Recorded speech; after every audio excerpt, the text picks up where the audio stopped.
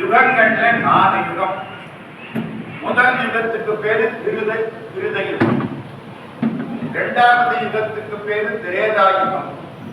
மூணாவது யுகத்துக்கு பேரு துவாபர யுகம். நாலாவது நம்ம இருக்கிற கலியுகம். 4 யுகம். முதல் யுகத்துக்கு என்ன பேரு சொன்னேன்? திருத யுகம். நாட் திருதா யுகம் எனப்பட திருத யுகம். திருத யுகத்துல எல்லாரும் யோகி. தெருவில் 500 ரூபாய் நோட்டு கிடந்தா கூட ஒருத்தரும் தொட மாட்டாங்க. அவ்வளவு ஒழுங்கு சுத்தம், தீமையே கிடையாது, எல்லாம் நன்மை. இது முதல் யுகம். அதுக்கு அடுத்த யுகம் திரேதா யுகம். திரேதா யுகத்துல நல்லவங்க ரொம்ப, கெட்டவங்க ஒரு பகுதியில கெட்டவங்க. உலகத்திலே மற்ற பகுதியெல்லாம் நல்லவங்க. ராவணன் இருந்த பகுதி அரக்கர்கள் கெட்டவர்கள். ராமாவதாரம் இந்த பகுதி முழுக்க நல்லவங்க. இரக்கம் என்றுளர் பலர், இரக்கம் இல்லாதவர்கள் அரக்கர் என்றுளர் பலர், அறத்தின் நீங்கினார். இது கொஞ்சம் பேரு அயோக்கியன், ரொம்ப பேரு நல்லவன். இது திரேதா யுகம். இதான் ராமாயண காலம். இதுக்கு அடுத்து வந்த யுகம் துவாபர யுகம். துவாபர யுகத்துல கெட்டவங்க ரொம்ப பேர், நல்லவங்க கொஞ்சம் பேர். கௌரவர்கள் எத்தனை பேரு? 100 பேரு. கேள்விக்கு பதில் சொல்லணும். ஒரு பேச்சுன்னா நீங்க கேட்கணும். சும்மா எந்திரிச்சு போய் இருக்கிற பார்த்து இருக்க கூடாது. சரிதானா? ஒரு மணி நேரம் எனக்கு அப்படித்தானே. அது வரைக்கும் நான் தான் பேசுறேன், நீங்க பேசக்கூடாது. அதுக்கப்புறம் நான் பேசுறேன். நீங்க நல்லா எவ்வளவு வேணாலும் பேசலாம். நமக்குள்ள ஒரு அக்ரிமெண்ட் ஆஸ் யூசுவல். கொஞ்சம் பேரு 5 பேர் தான் பாண்டவர்கள் பிளஸ் கிருஷ்ண பரமாத்மா. அந்த பக்கம் 100 பேர் கௌரவர்கள், சகுனி, கர்ணன். இது துவாபர யுகம். இப்ப நம்ம இருக்குது கலியுகம். பிறந்த எத்தனை வருஷம் ஆச்சு? 5200 வருஷம் ஆச்சு. 5200 வருஷம் ஆச்சு. ராமாயணம் நடந்து கிட்டத்தட்ட 7000 வருஷம் முடிஞ்சு போச்சு. மகாபாரத யுத்தம் முடிஞ்சு 5000 வருஷம் முடிஞ்சு போச்சு. மகாபாரத யுத்தம் முடிஞ்ச உடனே கலியுகம் பிறந்து விட்டது. மற்ற யுகத்துக்கு கலியுகத்துக்கு என்ன வித்தியாசம்?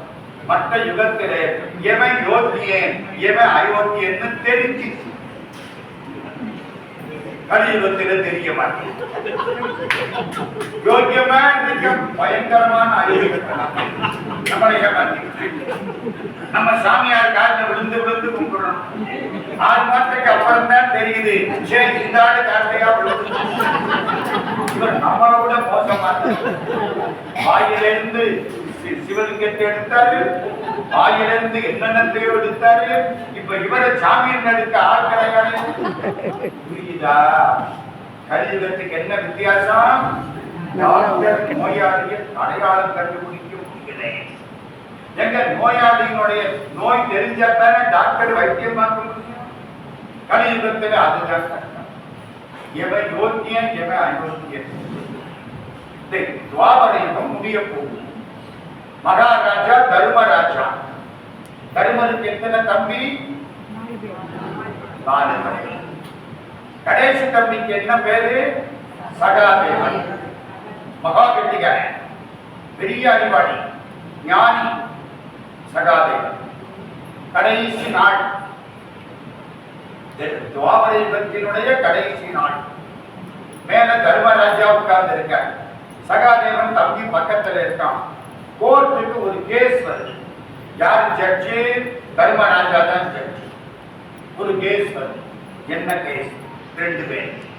என்னப்பா, என்னுடைய நிலமுங்க இவருக்கு வித்தேன், பணம் கொடுத்துட்டாரு, வாங்கிக்கிட்டேன். இப்போ நிலத்தை இவர் தோண்டினாரு, கீழே புதையல் கிடைச்சது, புதையலை எனக்கு தர்றாரு, எனக்கு வேண்டாம்.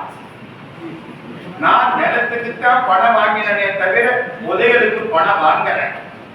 அதனால புதையல் எனக்கு வேண்டாம், அவருக்குத்தான் புதையல் எனக்கு இல்லை.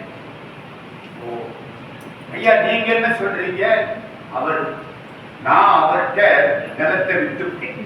நிலத்துக்கு மேல உள்ள தென்னை மரம் எப்படி அவருக்கு சொல்லணும், அது மாதிரி நிலத்துக்கு கீழே உள்ள புதையலும் அவருக்கு தான் சொன்னான். எனக்கு இல்ல, நான் வாங்கிக்க மாட்டேன். என்ன உங்களுக்கு வேடிக்கை இந்த காலமா இருந்தா ஜட்ஜி என்கிட்ட கொடுத்திருக்க நம்ம காலம் அப்படி செட்டு துண்டிச்சவர். இது அந்த காலம். என்னடா பண்றது அண்ணா, ஒரு நாள் வாய்தா போடுங்க. யாரு சொன்னா? சகாதே. ஒரு நாள் வாய்தா, நாளைக்கு வாங்க தீர்ப்பு கொடுக்கணும். 2 பேரும் மறுநாள் காலையில தர்மராஜா உட்கார்ந்து 2 பேரும் வந்தீங்க. மகாராஜா ஒன்னு சொல்லணும், சொல்லு. நேற்று தூங்குற பொழுது ராத்திரி 12:05க்கு ஒரு நினைப்பு வந்துச்சு. யாரு? நிலத்தை வித்தவை சொல்றேன். நான் நிலத்தை வித்துட்டேன். நிலத்துக்கு தான் பணம் வாங்கினேன், புதைகளுக்கு பணம் வாங்கினேன். அதனால புதைகள் எனக்கு தான் சொந்தம்.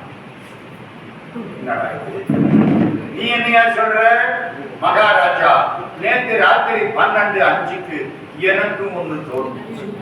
என்னடா தோணுச்சு? நான் நிலத்தை வாங்கிட்டேன்.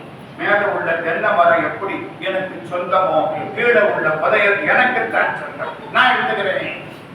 என்னடா சகாதேவா, தலைகிட மார்க்கிட்டாங்களே. நேற்று 12:05க்கு ஞானோதயம் வந்திருக்கு. சகாதேவன் எந்திரிச்சா, அண்ணா நேற்று ராத்திரி 12 மணிக்கு துவாபர யுகம் முடிஞ்சு கலியுகம் தொடங்கி.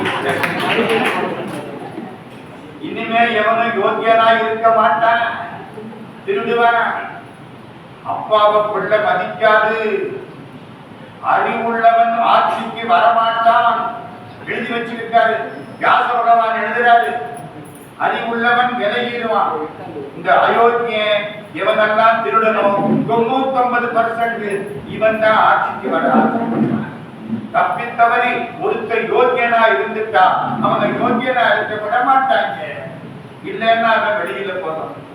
அப்பாவை பிள்ளை மதிக்காது. அங்க முதியோர்கள் மதிக்கப்பட மாட்டார்கள். அதுக்கு வந்து அதனாலே முதியோர்கள் ஆரம்ப காலத்திலேயே தங்களுக்கான தேவைகளை செய்து கொள்ள வேண்டுமே தவிர பின்னால் உள்ள தலைமுறையை நம்ப கூடாது. வியாச பகவான், இது கலியுகத்தினுடைய இயல்பு.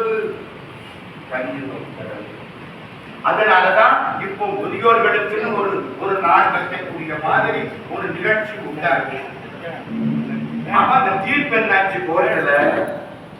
நம்ம நிலத்தை யாருக்கு, அந்த புதைகள் யாருக்கு என்னம்மா தெரியணும்ல. சகாதேவா என்னடா பண்றது? அண்ணா, நம்ம ஊர்ல ஒரு பெரியவர் 90 வயசு படுத்த படம் இங்க இருந்து வர இப்படி ஒரு நிகழ்ச்சி. ஏப்பா உனக்கு எத்தனை பிள்ளை?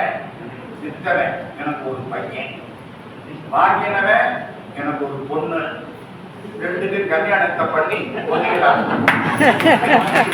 இதுதான் வயசானவன், புரியுதா? 2 பேருக்கு சந்தோஷம். சரியா போச்சு இல்ல? அவனுக்கு மக, இவனுக்கு மாப்பிள்ளை, மருமக. சரியா போச்சு. கொடுத்ததே கையில. அதுக்காக வயசான இதெல்லாம் எங்க இருக்கு?